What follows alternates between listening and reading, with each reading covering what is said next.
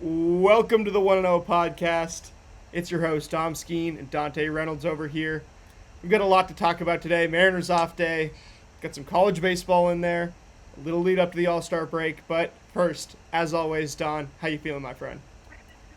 Feeling good, Dom. How you been? I've been great. Wazoo baseball made the NCAA tourney for the first time since 2010.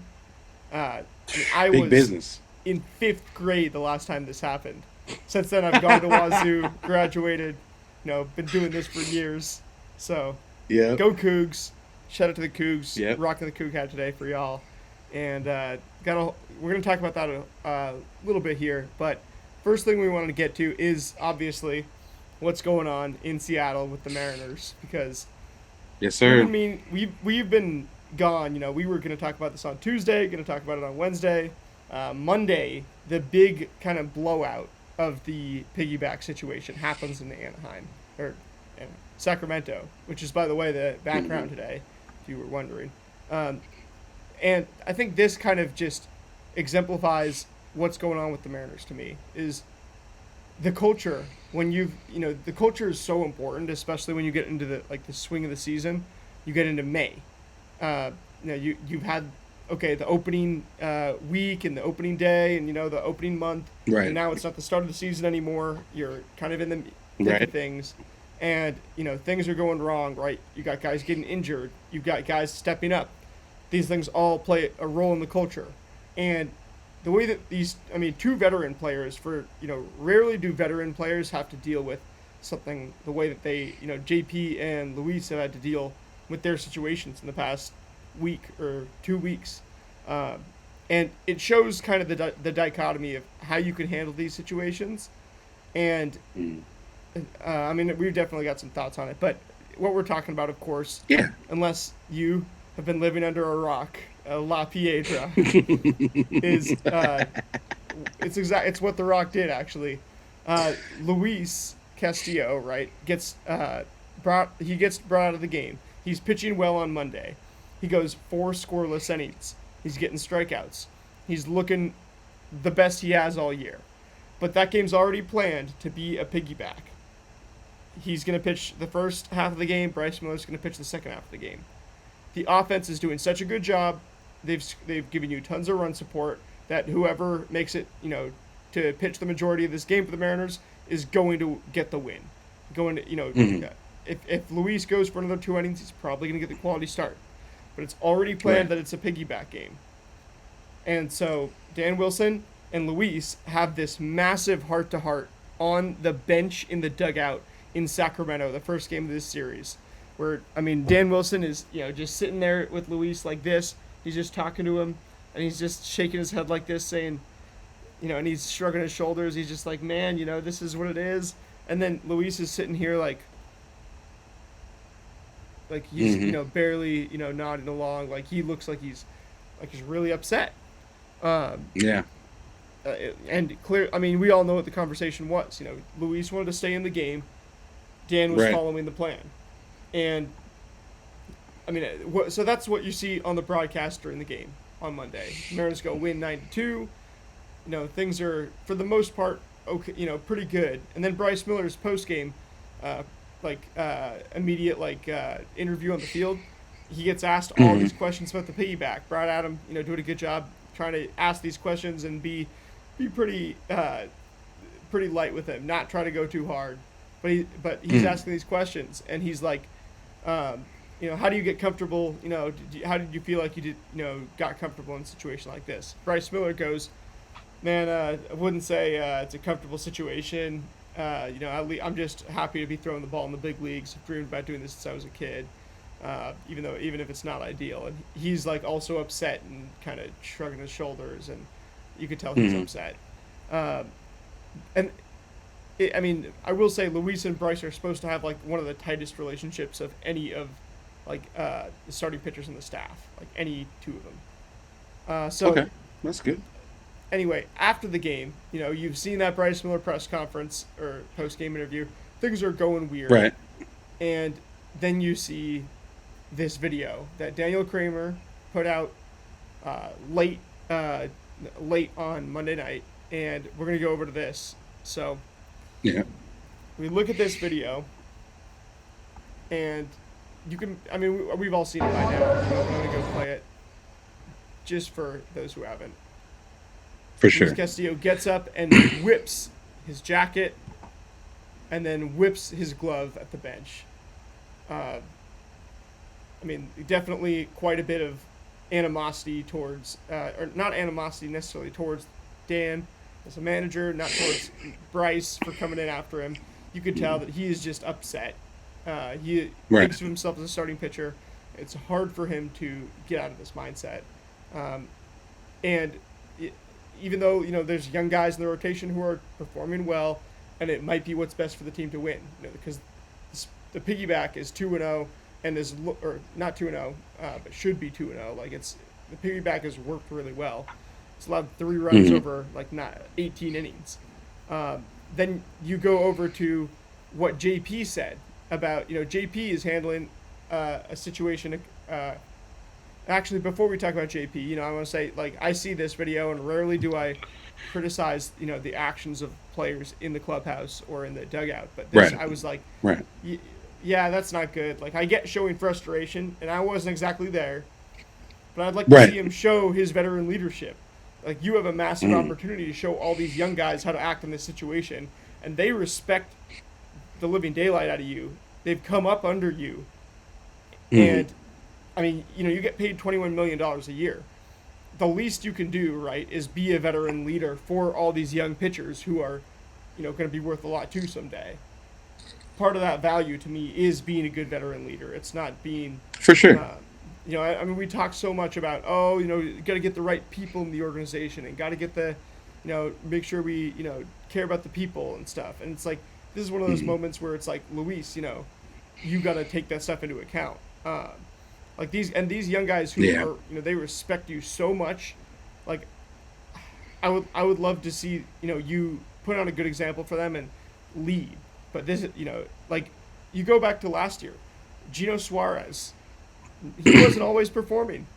He was not always, hitting homers and stuff, and but he always made sure to be the light in the clubhouse. There was never a doubt what you were getting from him in the clubhouse, even when he struggled to perform.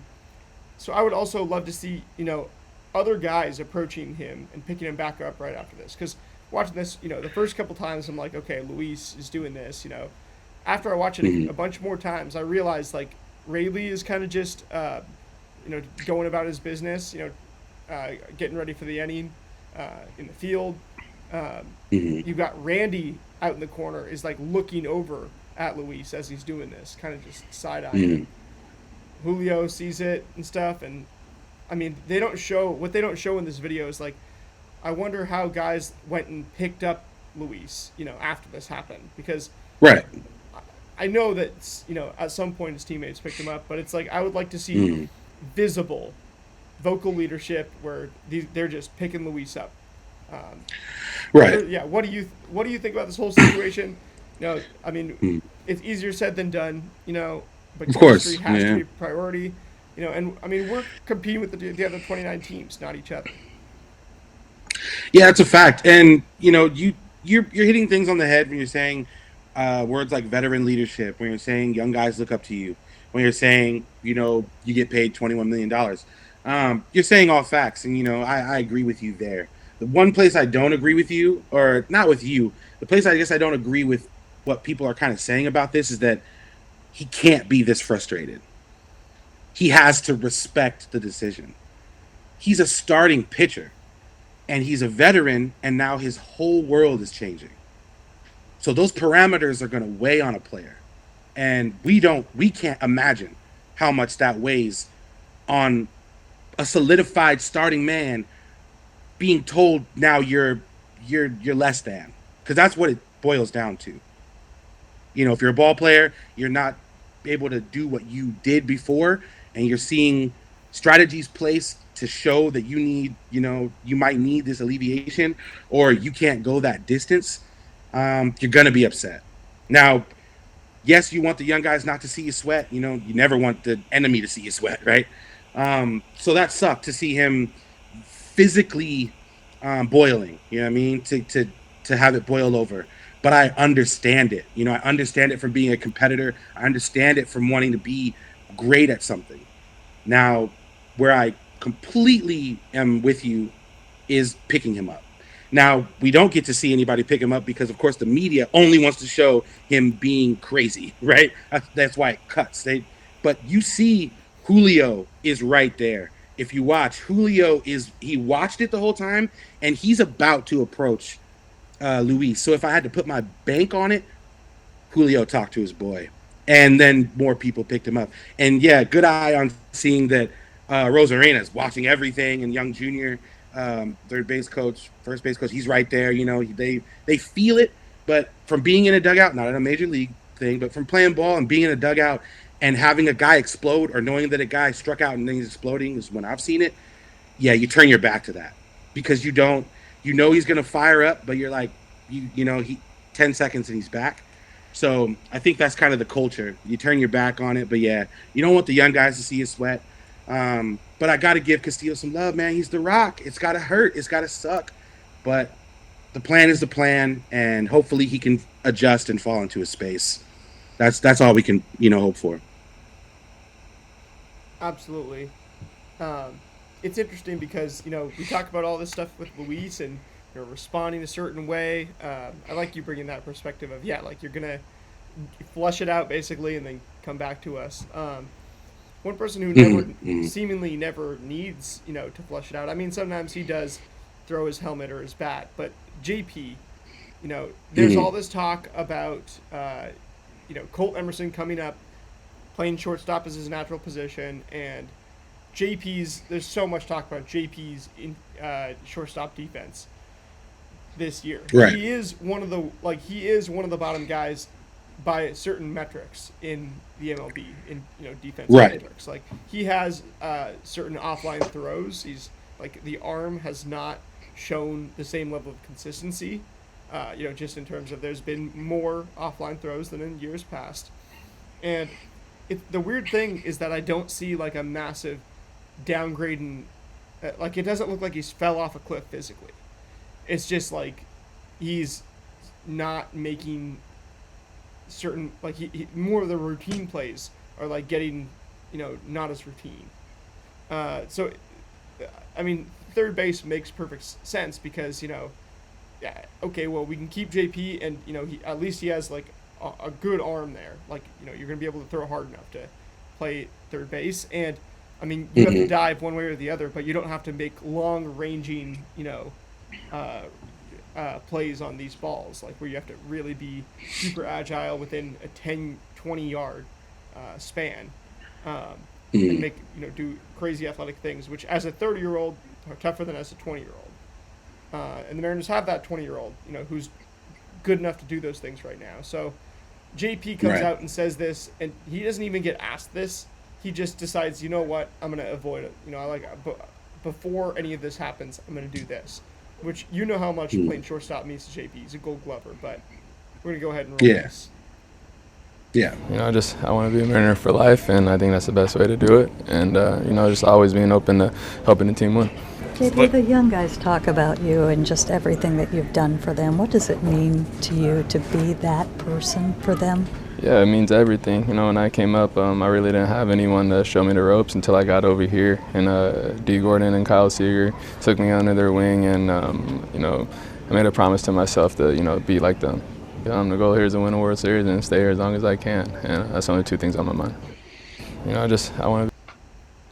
I mean, bringing D and Kyle up, right? Like that's stuff that obviously just going to endear you even more to the fans. And I mean, at this point, right, it's not JP saying, oh, I need to stay at shortstop. He's saying, look, I want to be a Mariner for life. I'm happy to play third base. I think this is a good move for him. He has a lot more flexibility doing this. Unlike Luis, his whole world's not getting rocked the same way. At least that's the way he's looking at it. Right. He still gets to hit. He's still playing third base. Starting pitcher to relief pitcher, much bigger difference. Piggyback starter situation, much different. And the odds are, Luis will be back in the starting rotation at some point. because like 6 healthy starting pitchers is a luxury that teams just almost never have. Right. But looking at JP's comments here, I mean, it makes obviously you're just so proud uh, to be invested in this guy for like 10 years. It's like this guy's a Mariner Hall of Famer. Like, and he's basically saying, For sure. like, I want to be. Like, that's who I am. That's who I want to be. Take me. Like, I'm gonna do what I need to do. I learned from Kyle Seager and D. Gordon. Like, you can't really do anything but love. What JP says here, and for sure. yeah, I mean, contrasting it with you gotta like you kind of see like, I mean, you just see that massive contrast. Yeah, you gotta see it. You gotta see it. And you said it right, in my opinion. The change of sliding to third and going from a starting pitcher to a piggyback situation or relief is like a whole different world, I would say, in my opinion. And we're just talking about 2 different calibers of human beings. Now, JP, if we remove him from the Mariners, our culture is destroyed. I was going to say some terrible words, but it's destroyed. You can't take him off the team. You just can't. This guy is a catalyst.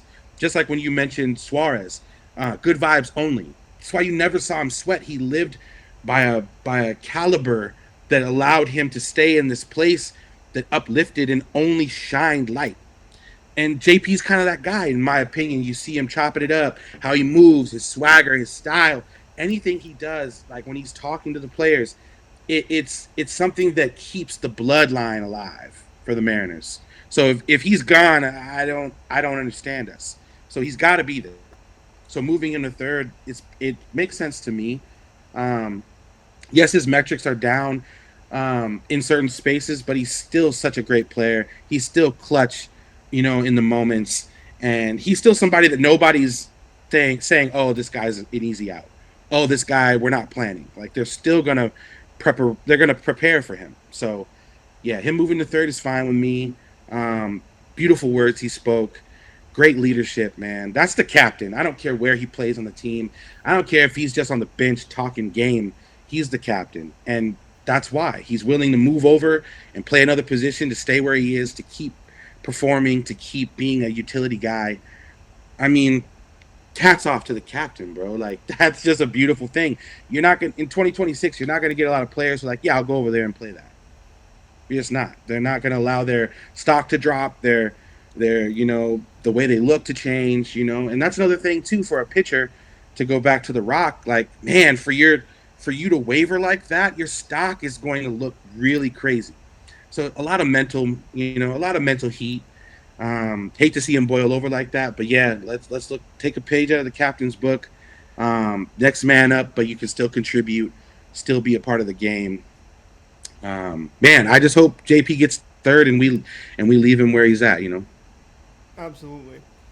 I mean, closing out on, I think you did a good job kind of closing out on the the leadership and the culture aspect.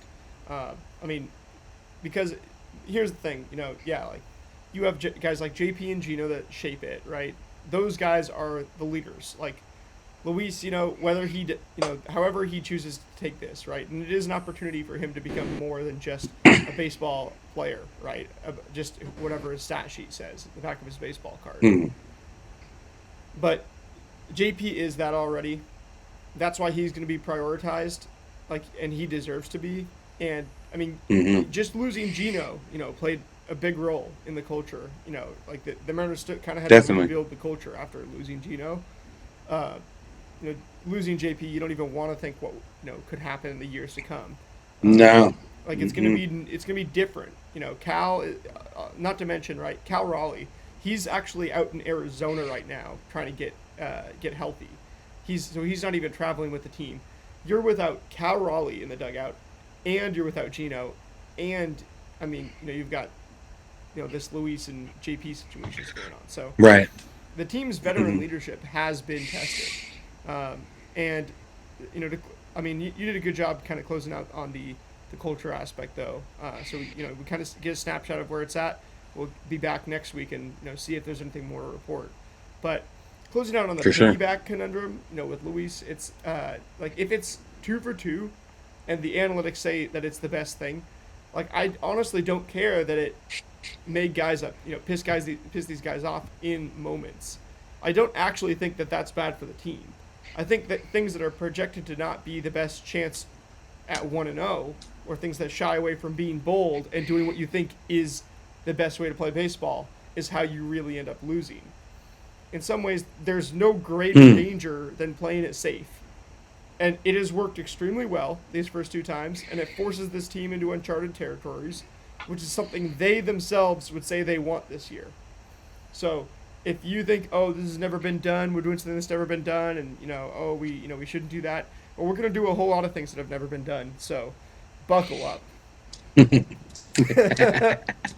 Mariners winning the World Series is not going to come just how you thought it was. It's not going to be your regular programming to raise that trophy. That's not how it works. And I picked the Mariners to win the World Series this year, and I think you did too, right? Yeah. So, yeah, like this team is good. I'm pick them every year. I me pick too. them this year. But shoot, I picked them every game to win. Yes, sir. That's how we move. That's how we move. Yeah, that's how we move. And, of course, podcast 1-0 plays of the week. We're going to zoom in on a couple more specific moments. And, I mean, I already told you what my 1-0 play of the week is. It's Washington State baseball making the NCAA baseball tournament. For the first time in 16 years, I was in 5th grade. I'm 27 now. Washington State baseball made the tournament. They were in the Mountain West this year, and they got to play against SCSU in the final. I mean, they're up 14-9 in the final inning, and I'm gonna go ahead and roll this clip, and then we're gonna talk about it. Up is filthy. Yes, sir. You see the ball. There they go. Bounding ball, snared by Roy. Throw to first. Cougars win. There it is. Santana did everything he could to be an obstruction there, and it didn't work. Roy unfazed. Okay, this didn't have the huge celebration. I saw there was a big, everybody's jumping on top of each other. Right. I think I might have got the wrong video. I think I might have. This might be like the. It's all good. We know the pile, the pig pile. Yeah, we know how it goes. They have the whole pig pile. But what this means, I mean, first of all, the actual baseball that they've played, they have been making some interesting moves this series. I'm not going to sit here and pretend like I've had the time to watch every Mariners game and every Coug game. But, what I do see with the Cougs is that they're making interesting moves. Like, they were pinch hitting mid-count. They'd have one guy go up and get to a 1-2 count, and then, okay, now we're 2 strikes. Might as well throw this guy in to hack away or something. So, pinch hitting mid-count, something you never see in the MLB. The other thing that I probably never will. I mean, pretty cool about this is that Washington State kept their core of players together, and they didn't give up on guys when others said they should. They were recruiting down the rankings guys. Like, they were not getting the big money guys. College baseball. If you think that pro baseball has, needs a salary cap or, has problems, just wait till you find out about college baseball. With NIL, because schools can only spend so much, and of their salary cap. Right. And then basically, long story short, the teams in the SEC have a massive advantage, and on everybody else is not close. The Big Ten, the big money schools, massive advantage. And Wazoo, even if they have a good player that doesn't go to the draft, they're probably going to the SEC or the Big Ten. And so you look at what they, what they accomplished. Obviously, they went to the Mountain West, not the biggest money conference. San Diego State is a money school in that conference.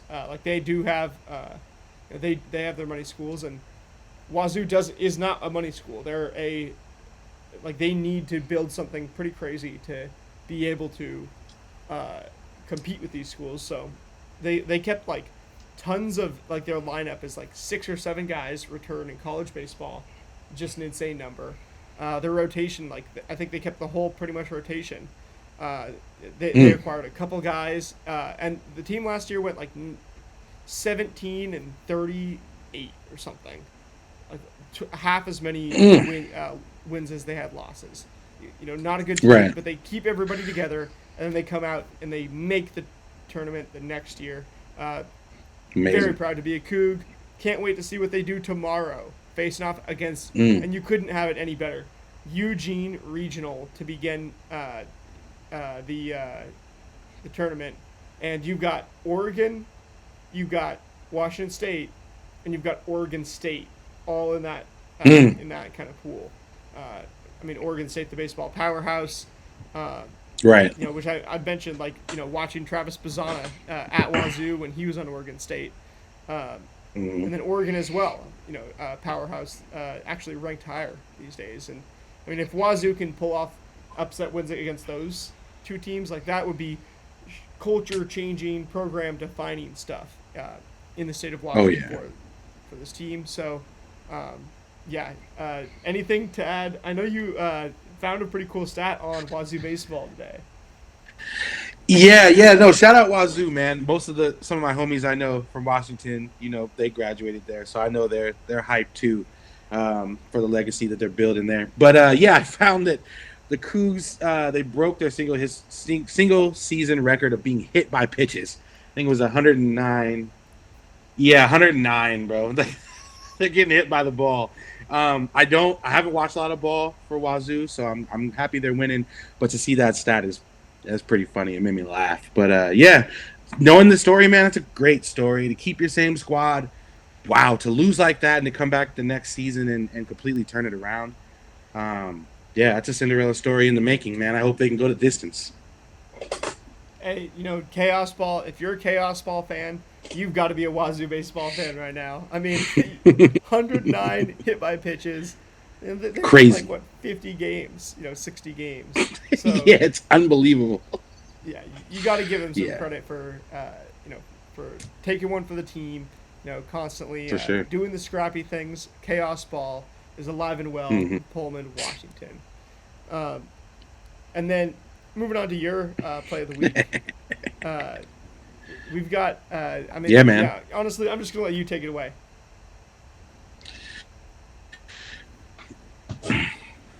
Yeah, I got you, brother. So Christmas came. We can't say that it's just him. Of course, it was accompanied by fellow rookie Tatsuya Imai. Now, if I got that wrong, I apologize. And veteran lefty Stephen O'Kurt. So it was their first since 1892. That's a huge feat, and I'm not an Astros fan. So shout out to Cheats over at Black Baseball Mistape and all the homies. They're big Astros fans. So you got your one with us today in Santa with Christmas coming early, and it's amazing, man. No hitters. I can't even imagine it. I've been at the park when a no hitter is close, and I'm talking about fourth, fifth inning, and catch man, we got a no hitter going, and then it just gets smacked out the next inning.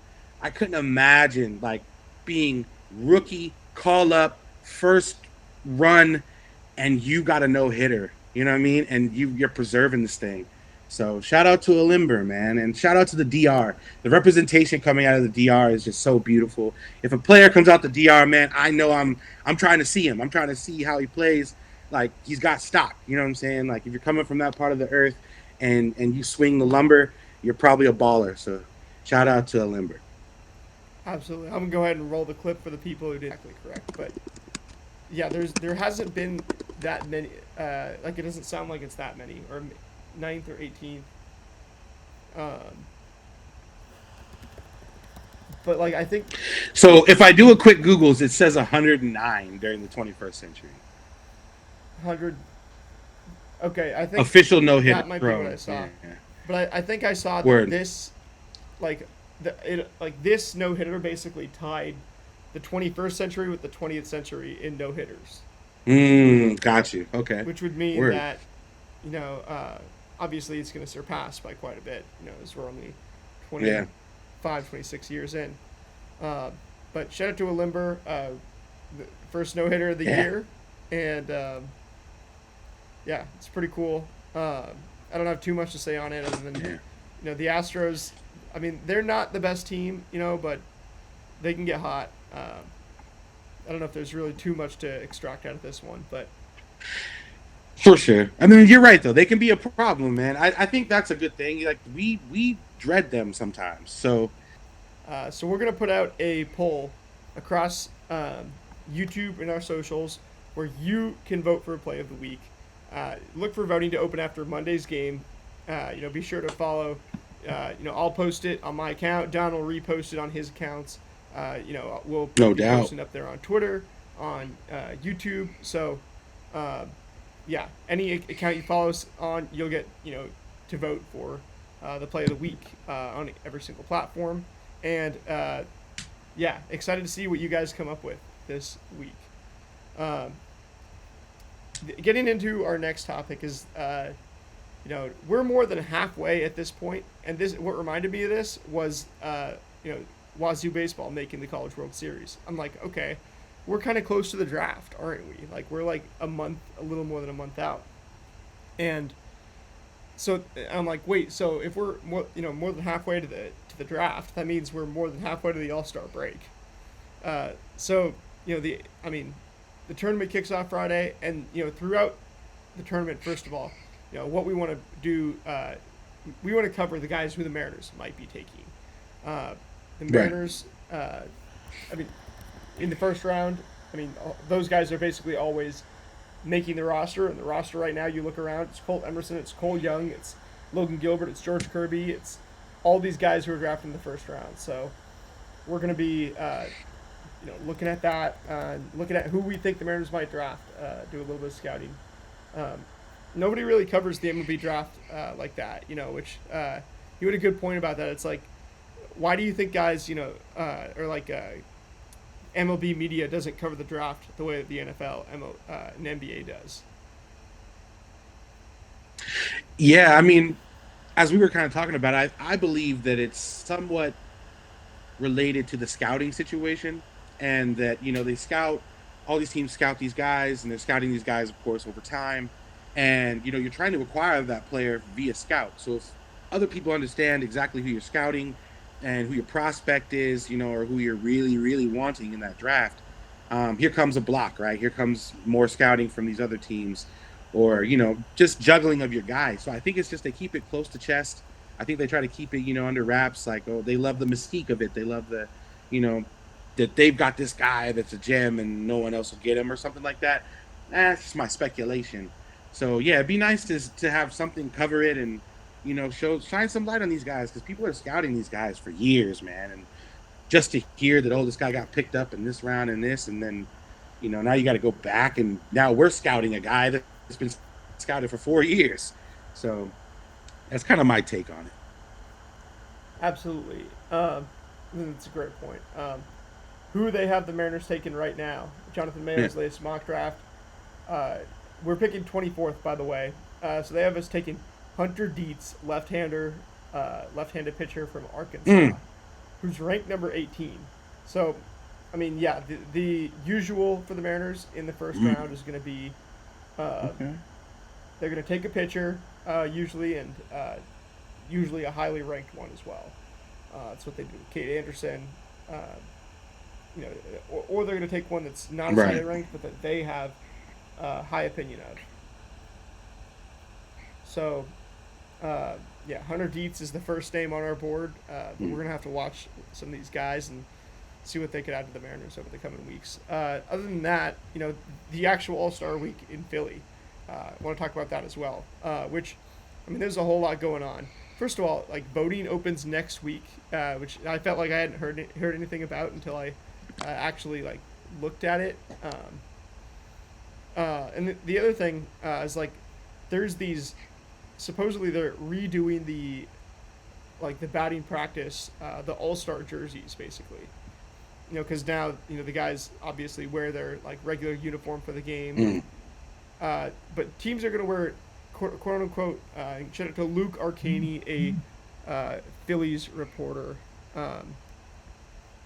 So he announced that teams will wear Major League Baseball announced that teams will wear newly designed Nike jerseys on the 4th of July with stars and stripes in the numbers to celebrate America's semi-quincentennial.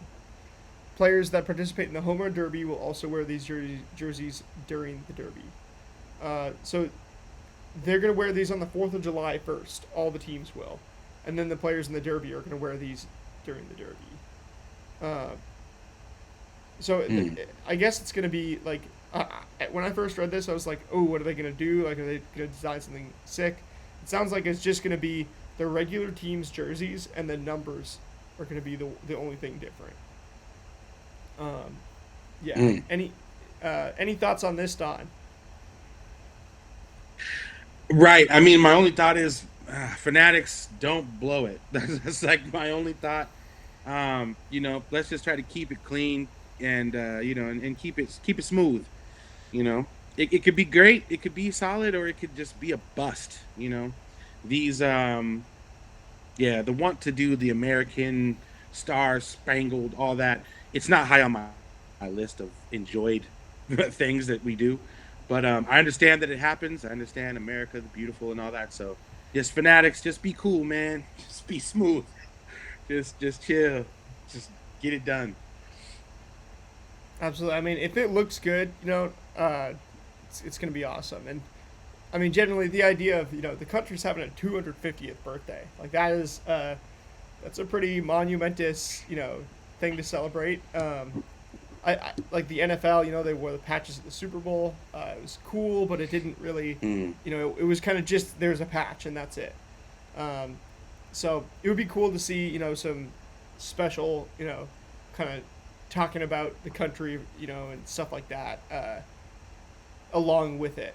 And I think that would be like the marketing. Like you could market this, you could go to all different corners of America, people in like a steel mill repping a Pittsburgh Pirates jersey with the stars, right? The stripes. Right. You could have people like on a boat repping the Mariners jersey, right? This is America, like show all the different ideas of America and stuff. Because if it's just a one-off jersey, right, it could fall by the wayside. Hopefully they look good. Hopefully they'll be awesome in the Derby. And Philly is one of those old American cities with, Declaration of Independence and all that stuff. So it's going to be interesting.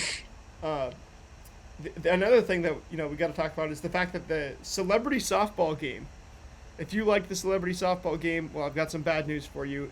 It has been replaced this year with something called MLBX, an all-star 3-on-3, they call it. And at first, I'm a little skeptical. I'm like, okay, what is this, right? But luckily, your boys are leading this event, so you're gonna have to like it. Yeah, you gotta show them some love, man. Shout out Jimmy and Ryan. Like, it's cool to see change. I'm skeptical though too. So I got love for my dogs. I want them to do some great things. Those are ballers, and these ideas are cool. I love cool new ideas. I was looking forward to that celebrity game. I'm always looking forward to celebrity softball, man. Like, it's just usually so fun to see, different athletes and actresses and actors and stuff get out there and try to ball. That's just so fun. So hearing about this MLBX, it's like, okay, and then it reminds me like, okay, well, the big three in hoops was dope. That's a really cool thing. So maybe this can translate. Maybe it can. Yeah, absolutely. And I mean, Ryan Howard, Jimmy Rollins, Phillies legends, who also helped Don make the Ballpark Bop one of Facts. One of the top baseball songs this year. Just that little backbeat. But hey. It's good stuff. And no doubt. Yeah, it's gonna be interesting to watch with those guys. And some other things we want to talk about. Like, we want to predict the All-Star teams, and we're gonna predict the entire teams next week when the ballot comes out. We'll do our ballots. Like, we'll just each do a ballot.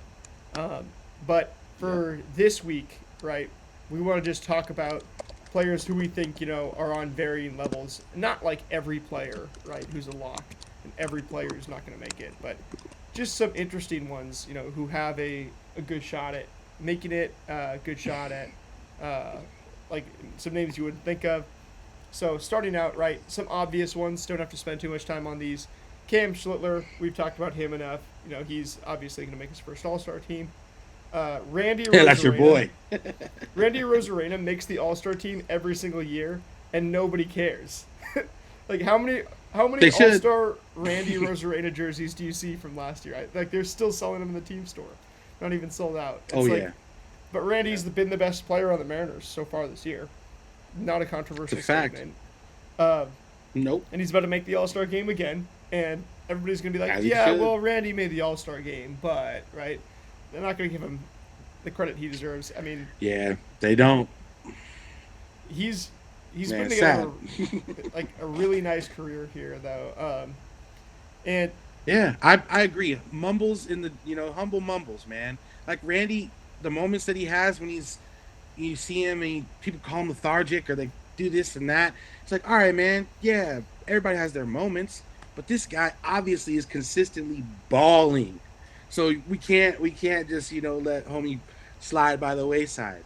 Randy Rosarena is a baller. Shout out to Randy. Shout out to just resilience, man. That guy is a baller, man. He came here from doing great, and he's been doing great. So, shout out Randy, man. And with Randy, I mean, anybody calling Randy lethargic, I think that's like, you could maybe see one out of 10 plays and think that, but like, I'm worried that Randy's going to injure himself, though, how hard he's going, like at least 3 times a week. Like he'll be sliding into second and home plate, and he will be like, all sorts. He's raining down terror as he slides into the base. That guy is not scared. He is not backing down. No, that boy's 0 to 100 real quick. He's so intense. He's like he is locked in. Like he wants to take something from you on the baseball field. He doesn't just want to to beat you. He wants to take your all your confidence, all your pride, all your I think I'm pretty good at this. He wants to make you feel like you're not. Like he will take that wind out of your because he's all that. That's a fact. Yeah, man. That's how some competitors are, and he's a dog. He's a straight up dog. Super nice guy too, but dog on the field. Dog. No doubt. Then J.J. Weatherhold, I think, is a pretty obvious inclusion on the All-Star team. I think he's going to be St. Louis's only All-Star. Michael McGreevy keeps this low ERA up, he might make it as a pitcher, but I think that would be crazy if he makes it to the All-Star break with the ERA where it's at right now. Riley O'Brien, I guess, has a chance for them too, but they're going to need somebody, and I think J.J. Weatherhold. I don't know. Do you think he's an obvious one? I think he could be, and then from the stats, but then also it's voting, right? So people have to vote for these guys to get in. People vote. So with those close ones, yeah, like the top guys. So the starters get voted on, not the pitchers, just the starting, lineups, and then the other ones, like the second and like the backups for each team, the reserves and the pitchers are chosen by coaches around the league. Got you. And so got you.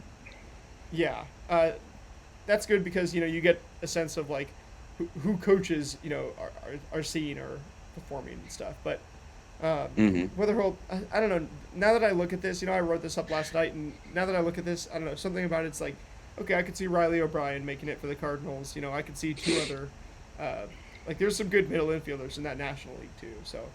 I don't know if I'd move him down to the probable, but one that's obvious, Munetaka Murakami. The dude is on fire. Yeah. He continues to do it. He's a huge star in Japan and everything. He's going to be in the Home Run Derby. He's going to be in the All-Star game. He's probably going to start. The cameras are probably going to follow him the whole time, as they should. Right. This dude was not supposed to be this good coming over right away. He was supposed to have all these issues with, just missing in the zone like crazy. Like he was supposed to, you were supposed to be able to throw, all sorts of pitches to this guy in the zone, and he just swings and misses. But he surprisingly, even though he's swinging, he swings and misses. Like he's running stats that are as good as he was running in Japan, if not better. Like the league kind of difference between the leagues has not fazed him one bit. So he's going to be one of the biggest stars at the Midsummer Classic. For sure. I feel a lot of those issues that they claim you'll have coming from Japan over here or wherever you come from to the MLB, I think a lot of those are just like analysts and writers' projections onto people, because everybody's different and the league is different and your eye is just different. Like some guys, they're gonna struggle with movement, or they're gonna struggle with, you know, certain high, low, high cheese, whatever. But like discipline, training, and experience is going to come into play. I think that this guy's just experience and the training is translating. He's learning the ways of over here, and he's getting greater. That's all that's happening. He's just getting greater. Now, for me, I don't want him in the home run derby. I want him to sit it out, and I want him to stay healthy for Chicago, and I want them to thrive. When guys get into the home run derby, sometimes it takes a toll on them going back into the regular season, because that derby is serious. This isn't just funds. You know what I'm saying? This is just for funsies, like who are out here at a barbecue. That takes a toll on your soul. Remember when Julio did it, and that's my guy, and he did fantastic. That boy was nasty, but it took a toll on him. It takes a toll on your body, your hands. You might need some time off after that. So shout out to Murakami. He definitely will beast if he's in it, but him sitting it out would be cool with me too, just to be like, yeah, I'm just gonna get ready for my team, and I'm gonna go hit home runs for Chicago. Oh yeah.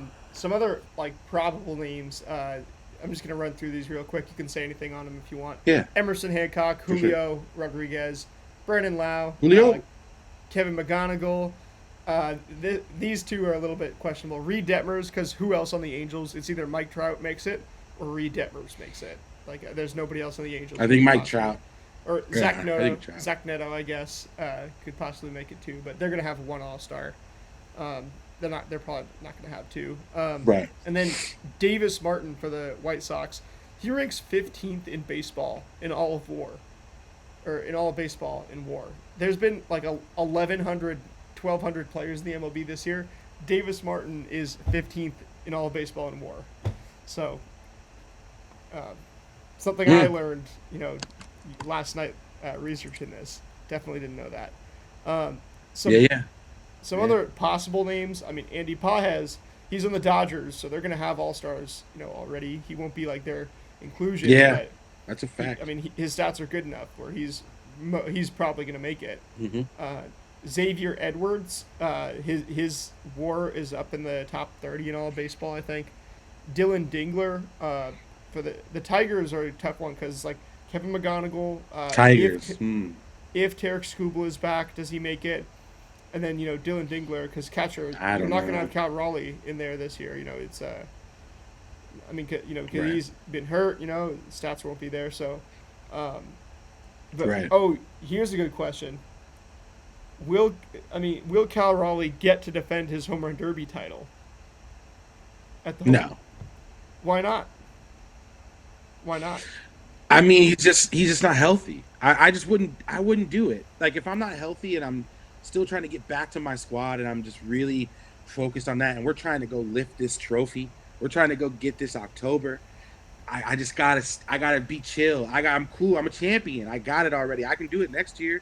To be a defending champion is cool, but like I just don't think a lot of players are resting their hats on I'm the defending home run derby champion when they're trying to be healthy to get back into the situation. If he was healthy and he was just free to pull up, oh yeah, like there's no way I don't pull up and defend my joint.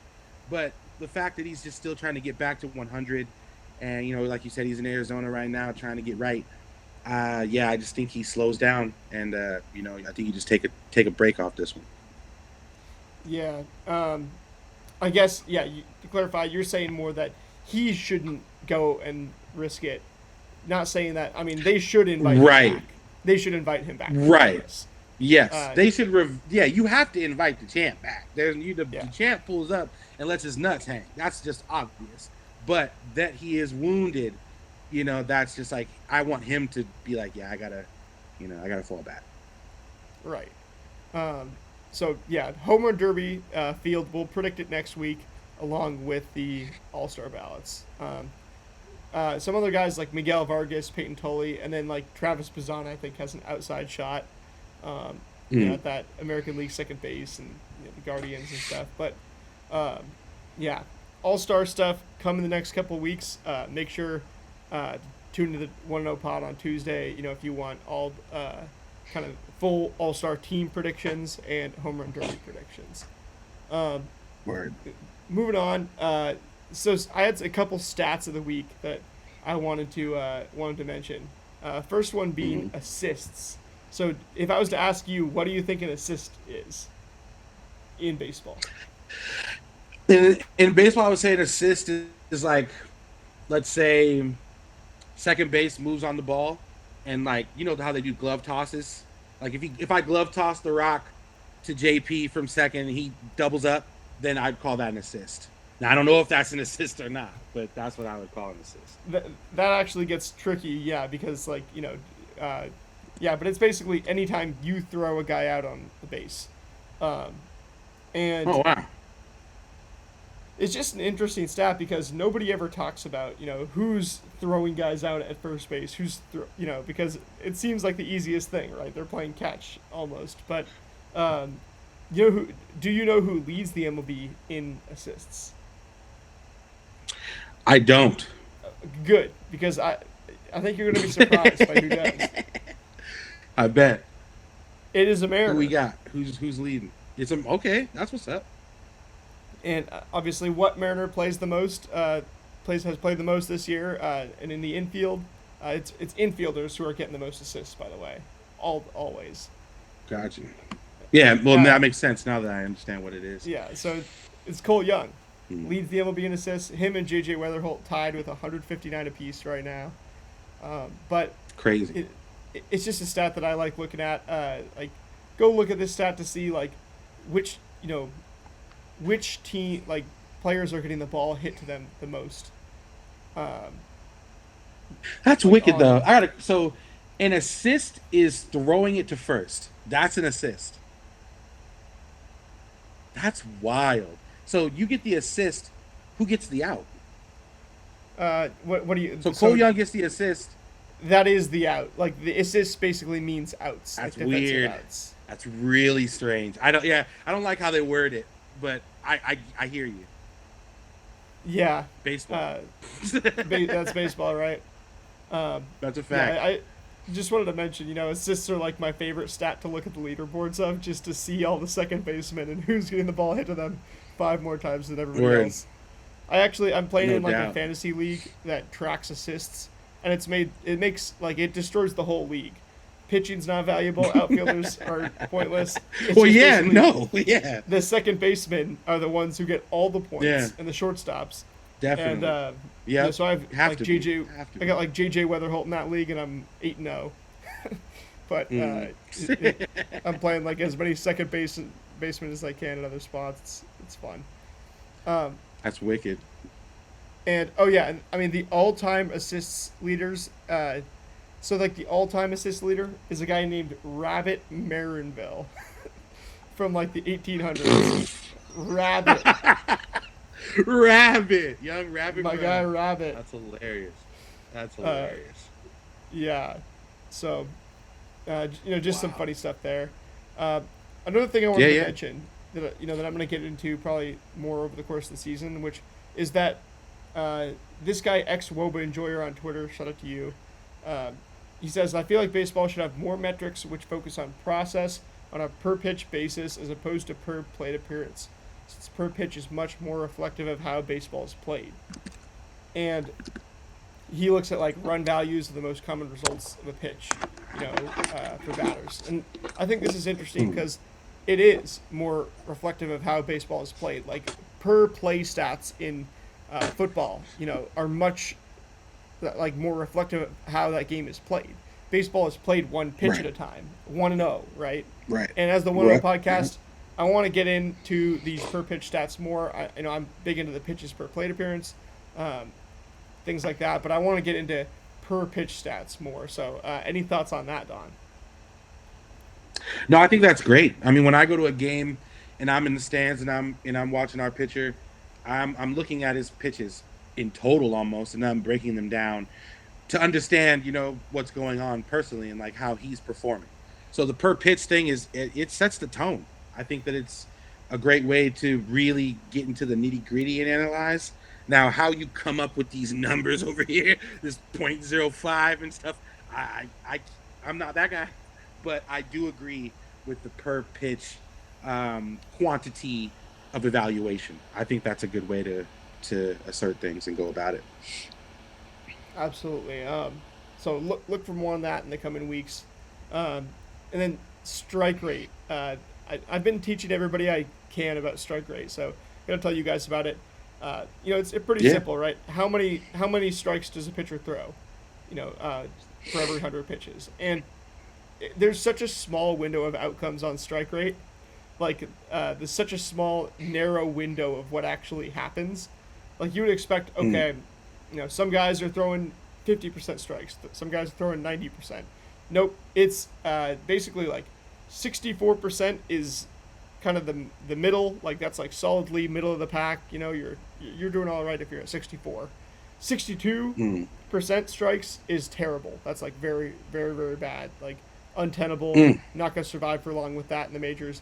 And then 68 or 66% is like really good. Like if you're throwing 66% strikes, you're borderline elite, top tier.